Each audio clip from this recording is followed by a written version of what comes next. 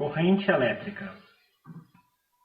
Pode-se definir corrente elétrica como sendo um movimento ordenado, isto é, com direção e sentidos preferenciais de portadores de carga elétrica.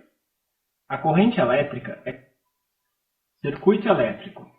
Basicamente, pode ser chamado de circuito elétrico o caminho fechado total percorrido pela corrente elétrica.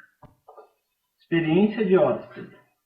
Até o início do século XIX, supunha-se que fenômenos elétricos e magnéticos eram independentes, pois campos magnéticos eram gerados por ímãs, tão somente, e nada tinham a ver com correntes elétricas.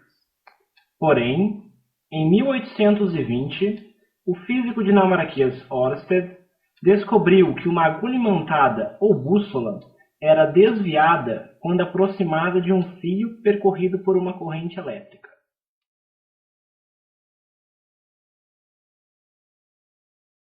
De corrente elétrica, o interruptor foi fechado. Ao fechar o interruptor do circuito, a pilha estabelece no interior do fio condutor um campo elétrico orientado. O modo de visão foi ajustado como detalhado.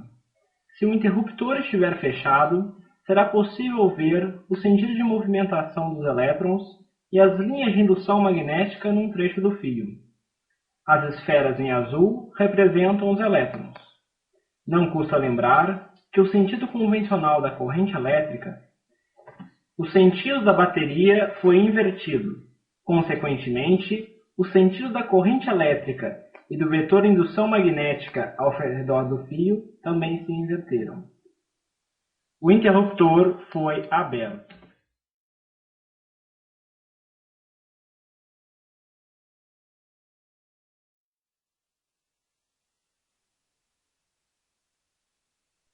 A bússola foi ativada. Com a bússola ativada, é possível simular a experiência de Ørsted. O sentido indicado pela extremidade vermelha da bússola indica o sentido do vetor indução magnética. Verifique a direção e sentido desse vetor na região acima do retângulo laranja ou azul sob um lado do fio, com o interruptor aberto, com o interruptor fechado e ao inverter o sentido da corrente elétrica. Note que o sentido da bateria, o interruptor foi fechado.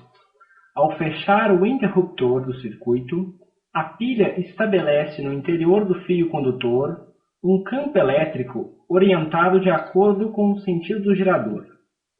No experimento, tomando como referência o marcador posicionado, o sentido da bateria foi invertido.